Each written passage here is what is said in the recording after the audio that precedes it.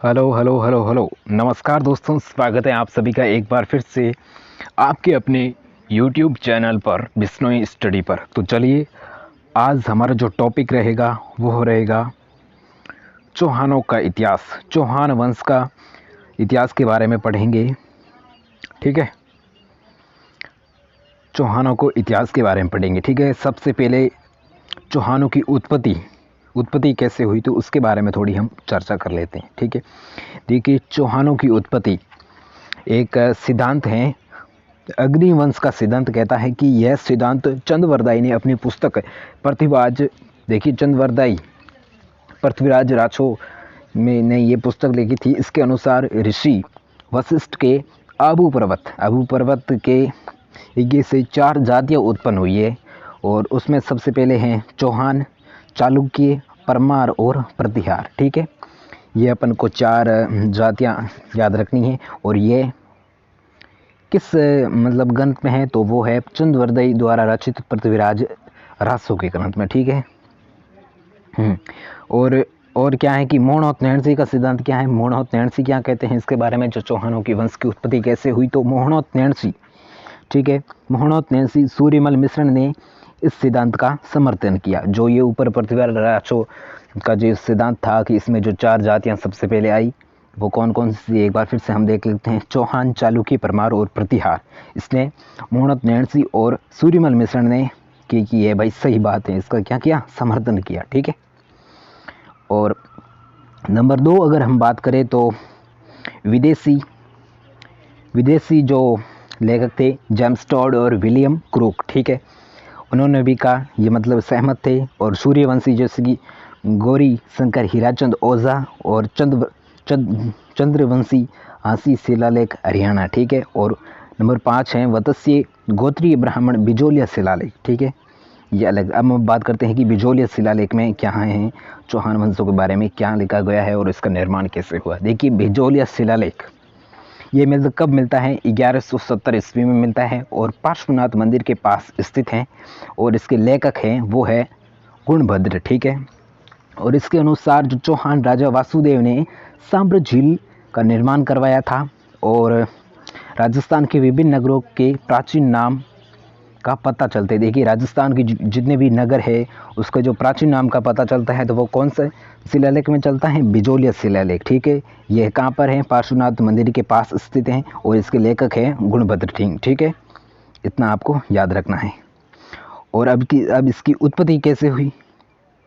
ठीक है, देखिए, उत्पत्ति स्थल सदासल सांभर झील के पास का एक क्षेत्र है सपादलक्स। ठीक है, और इसकी राजधानी थी अहिसत्रपुर जो वर्तमान नागौर में है। ठीक है, और सबसे पहले हम बात करते हैं वासुदेव की। ठीक है, देखिए, वासुदेव क्या करता है, चौहान वंश का सबसे पहला जो शासक आता है वो आता है वासुदेव। देखिए, 551 ईस्वी में चौहान राज्य की स्थापना की। उसके बाद नंबर 2 पे आ गया गुवक। ठीक है, गुवक ने क्या किया, देखिए, गुवक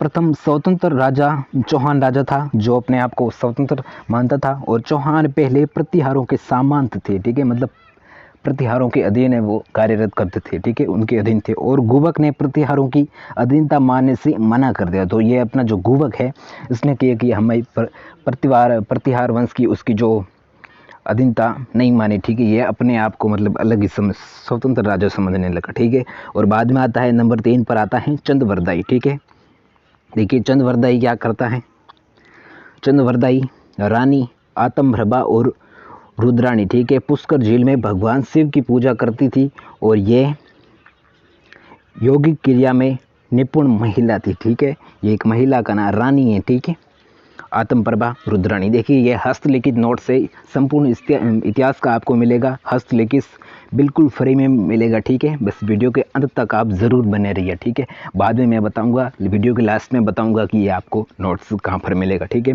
नंबर 4 पे आते हैं अजय राज। ठीक है, देखिए, अजय राज 1113 में अजमेर की स्थापना करता है, और यहाँ पर किले का निर्माण करता है जो अजय मेरुगढ़। ठीक है, और अमियनी रानी सोमलका के पास सिक्के चलाए। ठीक है, इसने सिक्के कहाँ चलाए, सोमलेखा के पास चिक्के चलाए। और नंबर 5 पे आता है अर्णोराज। ठीक है, देखिए अजय राज और अर्णोराज ये अलग है। ठीक है, देखिए अब अर्णोराज ने क्या किया, देखिए उसने अजमेर में आना सागर झील का निर्माण करवाया और पुष्कर में वाहराय मंदिर का निर्माण करवाया। ठीक है, इसके बारे में इतना ही। और अब बात करते हैं नंबर 6 पर। जो राजा आता है उसका नाम है विग्रहराज चतुर्थ, जिसका शासनकाल रहता है 1153 से 1163 ताईं। और एक दिल्ली के तोमर राजाओं को हराया था और इसने दिल्ली शिवालिंग स्तंभ लगवाया और बिसलपुर की स्थापना की और यहाँ पर तालाब तथा शिव मंदिर का निर्माण करवाया। और अजमेर में संस्कृत पाठशाला का निर्माण भी किसने करवाया, विग्रहराज चतुर्थ ने। और इसने हरिकेलो नामक नाटक लिखा था और इस नाटक की पंक्तियाँ संस्कृत पाठशाला के दीवारों पर लिखवाई। ठीक है, और कुतुबुद्दीन ऐबक ने संस्कृत पाठशाला को 2.5 दिन का झोंपड़ा, आपको पता ही है 2.5 दिन का झोंपड़ा में बदल दिया, जो है मस्जिद है। ठीक है, और इसके दरबारी विद्वान के बारे में अगर बात करें तो विग्रहराज चतुर्थ के एक है जिसका नाम है सोमदेव, वो रचना करता है जिसका नाम है ललित विग्रहराज। ठीक है, और इसकी उपाधियाँ हैं कवि बंधु और बिसल देव। ठीक है, और नरपति नहाले बिसल देव रासो, ये गोड़वाड़ी भाषा में है और गोड़वाड़ी मारवाड़ी का एक उपभाषा है। ठीक है, जो मतलब राजस्थान के पाली जिले से आहोर जिले तक, आहोर जो जालौर में आता वहाँ तक बोली जाती है। ठीक है, और नंबर 7 पे अगला हमारा राजा आता है तो वो आता है पृथ्वीराज तृतीय। ठीक है, जो पृथ्वीराज चौहान शासक था, इसका जो शासनकाल के बारे में अगर बात करें तो 1177 से 1192 तक रहा। इसके पिता का नाम था सोमेश्वर, जो हमने पीछे पढ़ा था। ठीक है, और ये 11 वर्ष की उम्र में क्या बना, राजा बन गया। और इसकी माता का नाम था कर्पूरी देवी, जो सरिस का जो मतलब इसकी जो रक्षा करती थी, वो इसकी माता तो रक्षा करती हैं तो ठीक है, वो रक्षा बनी। और अपने चाचा का नाम क्या था, नागार्जुन, वे अपर गांगी के विद्रोह को दबाया और गुरुग्राम के हिंसार में भंडानग जनजाति के विरोध को दबाया। और तुमुल का एक युद्ध लड़ा है। देखिए उस युद्ध का नाम क्या है, देखिए ध्यान से आपको समझना है, बच कुछ नहीं करना है। तुमुल का युद्ध कब हुआ, 1182 में। और पृथ्वीराज वर्सेज परमादिदेव चंदेल होबा के बीच में हुआ और इसमें पृथ्वीराज जीत गया। ठीक है, और परमादिदेव चंदेल के दो सेनापति थे, जो अल्लाह और उद्दल, जो लड़ते हुए मारे गए, मतलब वीर गति को प्राप्त हो गए। ठीक है, किस युद्ध में, वो तुमुल के युद्ध में। कब हुआ, 1182 में। इसमें मतलब किस के बीच में हुआ, तो पृथ्वीराज और परमादित्य, और जीत हुई पृथ्वीराज की। ठीक है, पृथ्वीराज ने पंजुन राय को महोबा का प्रशासक बनाया और 1187 में गुजरात के चालुक्य राजा भीम द्वितीय पर आक्रमण किया। और लेकिन देखिए जब जगदेव प्रतिहार में संधि कर लेता है। ठीक है, और इसका एक कारण है कि ये मतलब जो गुजरात पर आक्रमण क्यों करता है। देखिए पृथ्वीराज ने आबू की राजकुमारी इच्छनी देवी से शादी कर ली थी, और जबकि भीम द्वितीय था वो पूरी शादी करना चाहता। ठीक है, तो इसलिए उसने युद्ध कर लिया। ठीक है, और चौहानों के गढ़वाल विवाद, उसके बारे में देखिए, चौहान गढ़वाल विवाद के बारे में हम चर्चा कर देंगे। पृथ्वीराज जयचंद कनौज विवाद, इसके कारण 2 कारण हैं, दिल्ली का उत्तराधिकार और पृथ्वीराज ने जयचंद की बेटी शिवगीता का अपहरण कर लिया और उससे शादी कर ली। ठीक है, और जानकारी कौन देता है, इसकी जानकारी देता है दशरथ शर्मा की पुस्तक और अर्ली चौहान डायनेस्टीज। ठीक है, अब हम बात करते हैं और इसने कौन से युद्ध लड़े, तो और इसने लड़ा तराइन का प्रथम युद्ध लड़ा। कब हुआ तराइन का प्रथम युद्ध, तो वो हुआ 1191 ईस्वी में। किस के मध्य हुआ, तो वो हुआ मोहम्मद गौरी वर्सेस पृथ्वीराज चौहान के मध्य। ठीक है, जिसमें जीत किसकी हुई, वो होता है अपने पृथ्वीराज चौहान ही जीता। ठीक है, देखिए आक्रमण ये क्यों हुआ, इसका क्या कारण है, तो पूछे तो देखिए गौरी ने तब्र हिंद भाटिन पर अधिकार कर लिया और पृथ्वीराज चौहान जीत गया। और पृथ्वीराज चौहान का सेनापति चामुंड राय था और दिल्ली के सामंत गोविंद राज ने गौरी को घायल कर दिया। ठीक है, और बाद में होता है तराइन का दूसरा युद्ध। तराइन का दूसरा युद्ध कब हुआ, तो पूछे तो आपको याद रखना है। त्राइन का दूसरा युद्ध होता है 1192 ईस्वी में और पृथ्वीराज चौहान हार जाता है इसमें, और पृथ्वीराज चौहान का हिस्सा पृथ्वीराज चौहान को सिरसा के पास सरस्वती में गिरफ्तार किया और उसे मार दिया जाता है। ठीक है, बाद में एक आता है हसन निजामी के अनुसार पृथ्वीराज ने कुछ दिनों में गौरी के अधिशासन कर लिया। ठीक है, और इस युद्ध में चामुंडराय सेनापति नहीं था। और त्राइन के युद्ध में हारने के क्या कारण थे भाई पृथ्वीराज के, तो वो भी कारण कितने 5 कारण हैं, तो वो देख लेते हैं कि भाई जो अपना पृथ्वीराज है वो हारा क्यों। देखिए, पहला कारण ये कहता है कि पृथ्वीराज, थोड़ी ये कम करनी पड़ेगी। ठीक है, अब देखते हैं कि पृथ्वीराज के अपने पड़ोसी राज्यों से विवाद थे, इसलिए किसी ने भी गौरी का खिलाफ मतलब उसका साथ नहीं दिया। ठीक है, मतलब उसके पड़ोसी राज्यों से विवाद थे तो चौहान उससे पृथ्वीराज का कौन देता साथ। ठीक है, तो उसने साथ नहीं दिया, तो जिस कारण मतलब वो युद्ध में हार गया। और देखिए, तराइन के दूसरे युद्ध में गौरी के मुकाबले पृथ्वीराज चौहान की सेना कम थी और उसके अधिकतर सेनापति अन्य युद्धों में व्यस्त थे। ठीक है, और मोहम्मद गौरी एक अच्छा सेनापति था और तथा उसके अपनी कूटनीति से पृथ्वीराज चौहान को हरा दिया। देखिए, तराइन के पहले युद्ध के बाद पृथ्वीराज ने गौरी को युद्ध की तैयारी का समय दे दिया था और पृथ्वीराज की सेना में हाथियों का प्रयोग किया गया, जबकि तुर्क सेना घोड़ों का प्रयोग करती थी। ठीक है, और एक और कारण है नंबर 6। देखिए, भारतीय सैनिक की उपेक्षा जो तुर्क के जो सेनापति थे वो हल्के हथियारों का प्रयोग करते थे। ठीक है, हल्के हथियार प्रयोग करते हैं तो मतलब वो चलाते हैं तो मतलब अच्छी तरह चला पाते हैं। ठीक है, और तराइन के युद्ध का जो परिणाम, उसका महत्व, उसका प्रभाव क्या था, तो उसके बारे में अगर हम चर्चा करें तो देखिए, तराइन का कौन सा दूसरा युद्ध। ठीक है, और पृथ्वीराज की हार के बाद मोहम्मद गौरी के उत्तराधिकारियों के लिए भारत में मतलब राज करना आसान हो गया और राजपूतों की उभरती हुई महत्वाकांक्षा पर रोक लगाई गई और तथा पृथ्वीराज के बाद कोई भी राजपूत राजा दिल्ली पर अधिकार नहीं कर पाता है और भारत पर विदेशी शासन की श्रृंखला प्रारंभ हुई, जो 1947 में जाकर समाप्त होती हैं, जब हमारा भारत आज़ाद होता है, जब वो ब्रिटिश शासन अधिकार कर लेते हैं। ठीक है, और नंबर 4 पे है भारतीय संस्कृति पर सकारात्मक व नकारात्मक प्रभाव पड़े। देखिए, सकारात्मक प्रभाव ये है तो जिसमें 2 पहलू है। हिंदू मुस्लिम साझी संस्कृति का विकास, जिसके प्रभाव से स्थापत्य जो कला और चित्रकला में दिखते थे, और भारत में भक्ति सूफी आंदोलन का प्रभाव हुआ था। और नकारात्मक की दृष्टि से हम देखें तो हिंदू और बौद्ध संस्कृति का पतन हुआ, जो 1200 ईस्वी के बौद्ध संस्कृति भारत के लगभग समाप्त हो गई थी। ठीक है, और अगर हम पृथ्वीराज चौहान की जो सांस्कृतिक उपलब्धियों के बारे में हम चर्चा करें तो दिल्ली के पास एक पिथौरागढ़ का निर्माण करवाया और कला एवं संस्कृति विभाग की स्थापना की। वो किसने की? हमारा पृथ्वीराज चौहान ने की, जिसका मंत्री कौन था? पद्म नाम था। ठीक है, और दरबारी विद्वान, दरबारी कवि कौन था? इसका पृथ्वीराज का था चंद्रवरदाई। ठीक है, उसे पृथ्वी भट्ट की नाम से भी जाना जाता है और इसने एक रचना की जिसका नाम है पृथ्वीराज रासो। ठीक है,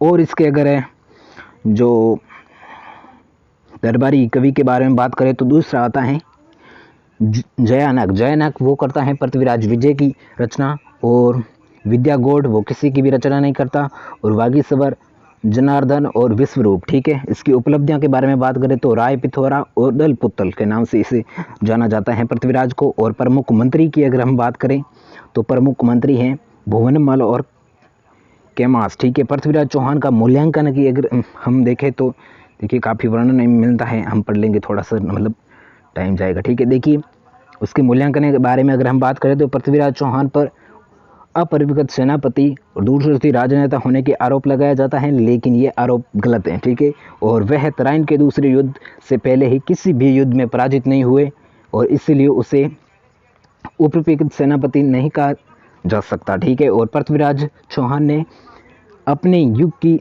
सीमाओं का बंधा हुआ था और दुश्मन की भागती हुई सेना पर हमला नहीं करना और तथा माफ़ी मांग लेने पर शत्रु को छोड़ देना और उस समय की हिंदू संस्कृति के आदर्श थे और तथा पृथ्वीराज भी उन्हीं आदर्शों का क्या करता था? पालन करता था। तो जिस कारण हार तो निश्चित है, ठीक है।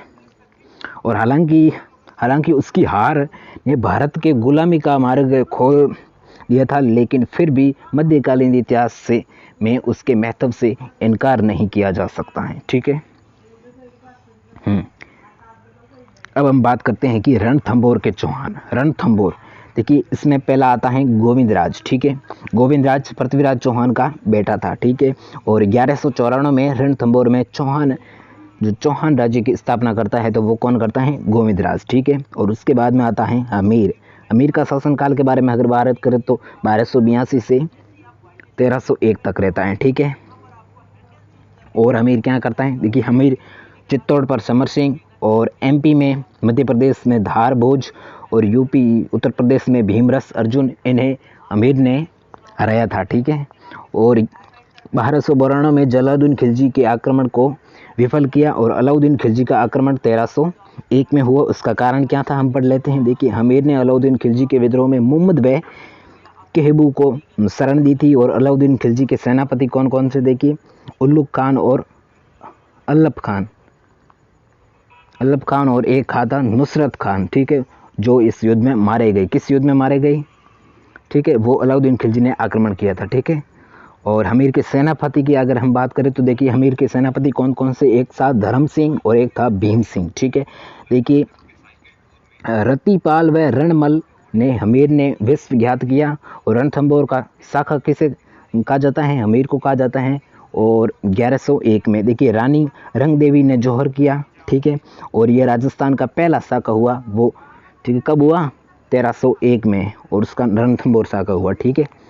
और अगर हम हमीर के बारे में बात करें तो देखिए हमीर की बेटी देवल दे ने पद्म तालाब में कूदकर आत्महत्या कर ली थी, और जल जौहर कहते हैं, ठीक है। जो जल में कूदकर अपनी मतलब आत्महत्या में प्राण न्यौछावर कर देते हैं तो उसे कहते हैं जल जौहर, ठीक है। और हमीर की संस्कृत उपलब्धियों के बारे में अगर बात करें तो जो पहली है रणथंभौर में उसने 32 खंभों की संतरी बनवाई, और अपने पिता जतर सिंह के 32 साल शासन के कारण हमीर की पुस्तक शरणहार और हमीर ने कोटिज्ञ करवाया, जो पुरोहित और उसमें विश्व रूप है, ठीक है। और इसके दरबारी कवि की अगर हम बात करें तो हमीर के दरबारी कवि दो थे, जिसमें राघव देव और विजयादित्य, ठीक है। राघव देव ने एक पुस्तक रचना की जिसका नाम है हमीर का गरुड़, ठीक है। और हमीर का मूल्यांकन अगर हम बात करें, अगर हमीर का मूल्यांकन देखें तो देखिए हमीर पर कर बढ़ने तथा हट के लिए युद्ध करने का आरोप लगाया जाता है, लेकिन इन आरोपों से उन्हें मुक्त किया जा सकता है। और युद्ध के समय अधिक धन की आवश्यकता थी, इसीलिए कर बढ़ाए गए थे, और ऐसा सभी राजा करते थे। युद्ध से पहले हमीर ने कभी भी कर नहीं बढ़ाए थे, ठीक है। और शरणागत की रक्षा करना उस समय हिंदू संस्कृति का आदर्श था, मैंने पहले भी कह दिया था। और हमीर भी उसी आदर्श का क्या करता था? पालन करता था, ठीक है। उसकी बहादुरी एवं शरणागत के लिए कुछ न्यौछावर कर देने की प्रवृत्ति अविस्मरणीय तथा हमीर ने प्रथम पंक्ति में खड़ा कर देती है, ठीक है। और अगर हम हमीर के बारे में बात करें, देखिए किसी कवि ने हमीर के बीरम ठीक ही कहा है। देखिए किस कवि ने कहा है हमीर के बारे में? देखिए सिंह गमन सत्पुरुष वचन, कदली फैले एक बार, तरतिया तेल हमीर हट, चंदे ने दूजी बार, ठीक है। और साइन दुर्ग को रणथंभौर की चाबी कहा जाता है। साइन दुर्ग, ठीक है, उसको मतलब किसकी चाबी कहा जाता है? रणथंभौर की क्या कहा जाता है? चाबी कहा जाता है, ठीक है। और हम आगे बढ़ते हैं तो जालोर का चौहान वंश के बारे में हम चर्चा करते हैं। जालोर में चौहानों का उदय किस प्रकार से हुआ? देखिए जालोर के चौहान सबसे पहले सोमनाथ शिवजी मंदिर, जिससे कि जालोर का प्राचीन नाम है जबालीपुर, और जालोर का किला सोनगिरी पहाड़ी पर स्थित था, और इसीलिए इसे सुवर्णगिरी का किला कहा जाता है। और इसी कारण जालोर के चौहानों ने सोनगरा चौहान कहा जाता है, और जैसलमेर किले के सुवर्णगिरी का किला कहा जाता है। देखिए एक तो होता है सुवर्णगिरी और एक होता है श्रवणगिरी, ठीक है। तो उसमें आपको थोड़ा कंफ्यूज नहीं होना, ठीक है। वो है देखिए सुवर्णगिरी तो वो तो है जालोर के को कहा जाता है, और जैसलमेर के किले को क्या कहा जाता है? श्रवणगिरी मतलब से आधा है, ठीक है। और अब हम बात करते हैं कीर्तिपाल सोनगरा, ठीक है। कीर्तिपाल सोनगरा के बारे में बात करते हैं। ये जालौर पर कब आता है, कब मतलब 1182 में जालौर में सोनगरा राज्य की स्थापना कौन करता है, कीर्तिपाल। कब करता है, 1182 में। और इसने चित्तौड़ के सामत सिंह को हरा दिया था। और नंबर 2 पे आता है कानड़देव सोनगरा। देखिए कानड़देव सोनगरा अलाउद्दीन खिलजी का सिवाना पर आक्रमण करता है। कब करता है, 1308 में, ठीक है। सातल व सोम के नेतृत्व में सिवाना का पहला साका हुआ और भायल सैनिक के विश्वघात किया, ठीक है। और इसके बारे में बात करी थी। देखिए सिवाना को जालौर की चाबी कहा जाता है। देखिए पहले वो रणथंभौर की चाबी किसे कहा जाता है और जालौर की चाबी किसे कहा जाता है, सिवाना को, ठीक है। और अलाउद्दीन ने सिवाना का नाम बदल कर क्या रख दिया, खैराबाद रख दिया था, ठीक है। सिवाना का अलाउद्दीन खिलजी ने जो सिवाना का नाम बदल कर क्या रखा, बाद में खैराबाद रखा, ठीक है। और अलाउद्दीन खिलजी का जालौर पर आक्रमण कब हुआ, उसके बारे में अगर चर्चा करें तो कि अलाउद्दीन खिलजी का जालौर पर आक्रमण होता है 1311 ईस्वी में। और कानड़देव व वीरमदेव के नेतृत्व में साका किया गया और जालौर का नाम बदलकर जलालाबाद कर दिया गया बाद में। और बीका दैया ने विश्वघात किया था और बीका दैया को साकी पत्नी ने मार दिया था, ठीक है। और फिरोज कौन है, अलाउद्दीन की पुत्री हैं जो वीरमदेव को पसंद करती हैं। और गुहिल वंश जो फिरोज का दायमा है। और कमालुद्दीन गुर्ग जो अलाउद्दीन का सेनापति है, ठीक है। और एक और आता है पद्मनाथ जिसने पुस्तक लिखी कानड़देव प्रबंध और वीरमदेव सोनगरारी बात, ठीक है। इस दो पुस्तक के रचना कौन करता है, पद्मनाथ, ठीक है। और अब हम बात करते हैं सिरोही के चौहान वंश। सिरोही में चौहान वंशों का उदय किस प्रकार से हुआ, देखिए सिरोही में चौहान वंश का देवड़ा शाखा के नाम का शासन था। और उसमें सबसे पहले जो राजा आता है उसका नाम है लूम्बा। देखिए 1311 में आबू व चंद्रावती को जीत कर चंद्रावली राजधानी का बनाता है। और नंबर 2 पे आता है सहसलमल देवड़ा जो 1425 की सिरोही की स्थापना करता है और इसे अपनी राजधानी बनाता है। नंबर 3 पे आता है सुरतारण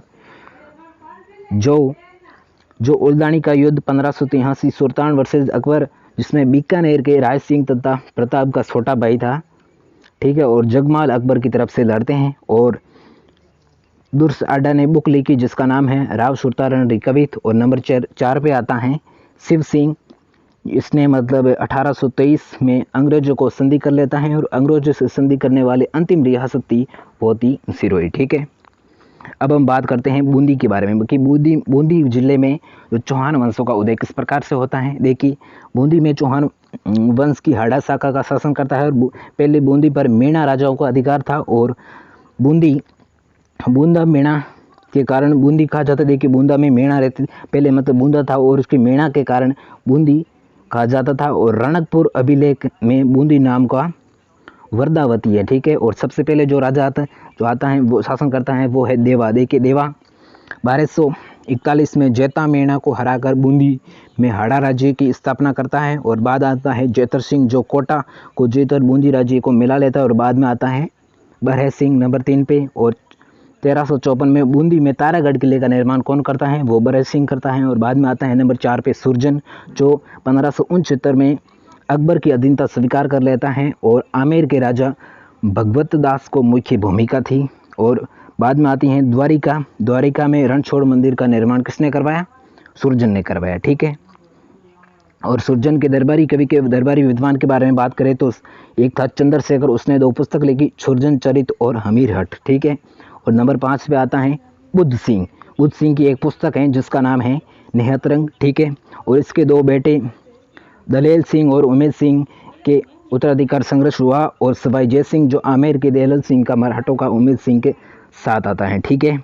और बाद में बूंदी की पहली रियासत थी जिसकी अंतराधिकार राजनीति के में मराठों में हस्तक्षेप करता है। और अमर कंवर बाद में आता है एक अमर कंवर जो सवाई जय सिंह की बहन है और बुद्ध सिंह की रानी थी। और इसमें उमेद सिंह के पक्ष में मराठों को बुलाया और इसने मराठा सेनापति मल्हावराव को होलकर अपना भाई बनाया। और बाद में आती हैं कृष्ण कंवर, ठीक है।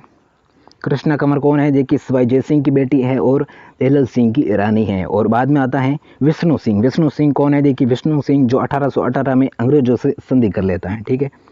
और अब हम पढ़ते हैं कोटा के चौहान वंश। कोटा में चौहान वंशों का उदय किस प्रकार से हुआ? देखिए, कोटा में भी चौहान वंश का हाड़ा शाखा का शासन हुआ। उसमें सबसे पहले राजा आता है माधो सिंह, और बूंदी के राजा रतन सिंह का बेटा था। और 1631 में मुगल बादशाह शाहजहां ने इसे कोटा का स्वतंत्र राजा बना दिया। और बाद में आता है मुकुंद सिंह। देखिए, मुकुंद सिंह जो कोटा में अबाली मीठी का महल बनवाया था। और नंबर 3 पे आता है भीम सिंह। ठीक है, भीम सिंह जो उसने क्या क्या किया था? देखिए, भीम सिंह के बारे में अगर थोड़ी हम बात कर लेते। देखिए, भीम सिंह ने वल्लभ संप्रदाय का अनुयायी था।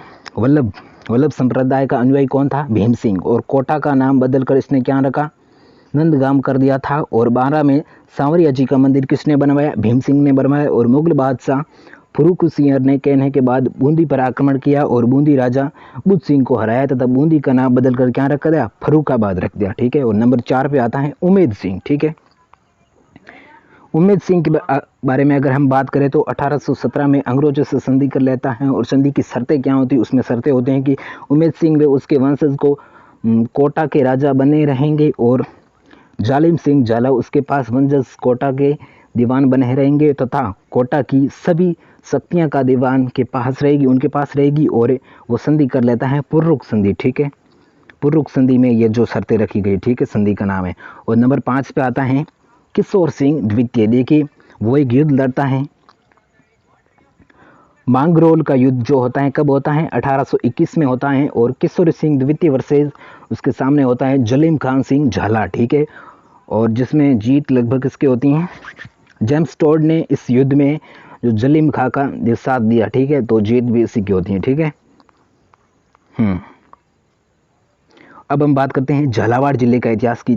झालावाड़ में जो किस प्रकार थी कि झालावाड़ का इतिहास है। देखिए, झालावाड़ में झाला वंश का शासन था। और नंबर पहले पे आता है मदन सिंह झाला। ठीक है, जो जलीम सिंह झाला का पोता था। और 1837 में कोटा से अलग होकर झालावाड़ की स्थापना करता है। और 1838 में अंग्रेजों ने झालावाड़ राज्य की मान्यता दे दी, मतलब रियासत के रूप में मान्यता देगी। किस जिले को दी? झालावाड़ जिले को। ठीक है, और झालावाड़ राजस्थान की सबसे नई रियासत थी। और इसकी राजधानी थी झालरापाटन। और चंद्रभागा नदी के किनारे जो झालरापाटन गांव बसा हुआ। ठीक है, झालरापाटन को घंटियों का शहर भी कहा जाता है। ठीक है, और देखिए, शीतलेश्वर महादेव मंदिर झालरापाटन में स्थित है। और राजस्थान की सबसे प्राचीन तिथि युक्त है, जो 789 ईस्वी में मंदिर है। और बाद में आता है राजेंद्र सिंह नंबर 2 पे। देखिए, झालावाड़ में काष्ठ प्रसाद का निर्माण करवाता है और इस समाज सुधारक कार्य किए। और इसने झालावाड़ के मंदिर सभी जातियों के लिए खुलवा दिए, सभी जातियों के लिए मतलब मंदिर खुलवा दिए। ठीक है, और वो पढ़ेंगे, ये हम पढ़ेंगे कल आमेर के कछवा वंश का इतिहास। ठीक है, तो आज के लिए बस ये आपने पढ़ लिया है। और इसका जो नोट्स मिलेगा वो मैं अब कहता हूँ कि नोट्स कहाँ पर मिलेगा। तो नोट्स आप जाइए टेलीग्राम चैनल पर, उस पर सर्च कीजिए बिश्नोई स्टडी। ठीक है, बिश्नोई स्टडी के नाम से सर्च करना है और टेलीग्राम चैनल को ज्वाइन कर लेना है। उसमें आपको बिल्कुल फ्री में नोट्स मिल जाएंगे। संपूर्ण राजस्थान का इतिहास है, हस्तलिखित नोट्स है। ठीक है, तो बस वीडियो पसंद आया तो इस वीडियो के लिए लाइक, और ऐसे ही इंटरेस्टिंग वीडियोस देखने के लिए हमारे चैनल को अभी करें सब्सक्राइब। हम मिलते हैं इसके नेक्स्ट वीडियो में, तब तक के लिए जय हिंद, जय भारत, वंदे मातरम।